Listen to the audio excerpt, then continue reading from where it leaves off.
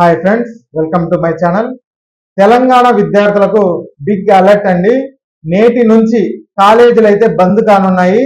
Telangana private colleges అన్ని బంద్ అయితే చేస్తున్నారు. ఫీజు రీఎంబర్స్మెంట్ బకాయిలు చెల్లించాలంటూ తెలంగాణలోని 1840 ప్రైవేట్ విద్యా సంస్థలు నేటి నుంచి బంద్కు అయితే పిలుపునిచ్చాయండి. ఈ బంద్ ఎన్ని రోజులు కొనసాగే అవకాశం ఉందో ఆ వివరాలు ఈ వీడియోలో అయితే తెలుసుకుందాం. మీరు ఇంతవరకు నా ఛానల్ని సబ్స్క్రైబ్ చేసుకోకుండా ఉంటే దయచేసి సబ్స్క్రైబ్ చేసుకోండి. అలాగే ఈ వీడియోని లైక్ చేయండి, చాలా మందికి షేర్ చేయండి.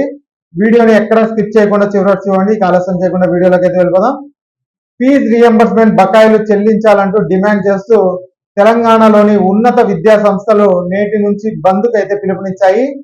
బకాయిలు చెల్లించడంలో ప్రభుత్వం నిర్లక్ష్యం వహించడంపై నిరసనగా డిగ్రీ, ఇంజనీరింగ్, ఫార్మసీ సహా అన్ని ప్రైవేట్ వృత్తి విద్యా కళాశాలలు సమ్మెలోకి అయితే దిగుతున్నాయి. ప్రైవేట్ కాలేజీల యాజమాన్యాల సంఘాల సమాఖ్య ఇచ్చిన పిలుపు మేరకు రాష్ట్ర వ్యాప్తంగా మొత్తం 1840 కాలేజీలు బంద్ అయితే కానున్నాయండి. దీని ఫలితంగా దాదాపు 35 లక్షల మందికి పైగా విద్యార్థులు చదువుపై తీవ్ర ప్రభావం అయితే పడనుంది.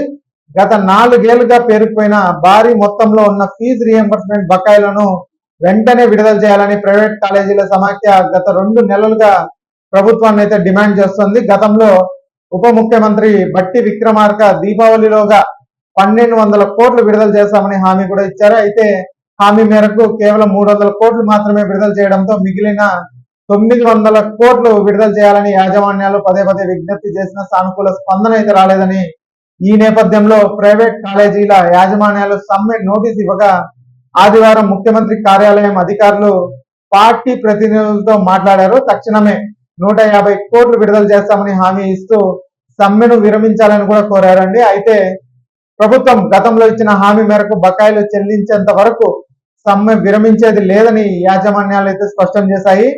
సమాఖ్య అధ్యక్షుడు నిమ్మగడ్డ రమేష్ బాబు మాట్లాడుతూ ప్రభుత్వం ఇచ్చిన మాట నిలబెట్టుకోకపోవడం వల్ల తప్పనిసరి పరిస్థితిలో సమ్మె చేస్తున్నామని అయితే తెలిపారండి.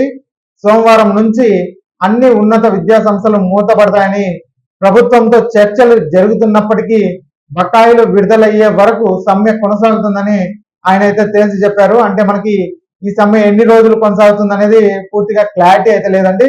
ప్రభుత్వం ఎప్పుడైతే బకాయిలన్నీ విడుదల చేస్తారో అప్పుడే కళాశాలని మళ్ళా ఓపెన్ చేస్తామనేసి సమాఖ్య అధ్యక్షుడు అయితే చెప్తున్నాడు. ఇక యాజమాన్యాల సమ్మె నేపథ్యంలో విద్యార్థులకు ఇబ్బందులు కలగకుండా ఉండేందుకు పరీక్షలను అయితే వాయిదా వేయాలని సమాఖ్య అన్ని యూనివర్సిటీలను అయితే కోరింది. దీనికి స్పందించిన అధికారులు పలు పరీక్షలను అయితే వాయిదా వేశారు. ముఖ్యంగా జేఎన్టీయు పరిధిలోని ప్రథమ సంవత్సరం 2వ సెమిస్టర్ వార్షిక పరీక్షలు వాయిదా పడ్డాయి. అలాగే డిఈడి పరీక్షలు, పలు కాలేజీల్లో జరుగుతున్న ఇంజనీరింగ్ ఇంటర్నల్ పరీక్షలు కూడా వాయిదా వేస్తున్నట్లు యూనివర్సిటీలు అయితే ప్రకటించాయండి. ఇక రాష్ట్ర వ్యాప్తంగా దాదాపు 800 ప్రైవేట్ డిగ్రీ కాలేజీలు, 175 ఇంజనీరింగ్ కాలేజీలు, 123 ఫార్మసీ కాలేజీలు, ఇక 300 వరకు ఎంబీఏ, ఎంసీఏ సహా మొత్తం 1840 కాలేజీలు ఈ సమ్మెలో అయితే పాల్గొంటున్నాయి. ప్రభుత్వం తక్షణమే స్పందించి బకాయిలు విడుదల చేస్తేనే ఈ విద్యా సంస్థలు సమ్మె విరమించే అవకాశం ఉందనేసి తెలియజేస్తున్నారు. ఇక ఈ వీడియో నచ్చినట్టయితే ఒక లైక్ చేయండి, అలాగే మా ఛానల్ సబ్స్క్రైబ్ చేసుకోండి. Thanks for watching.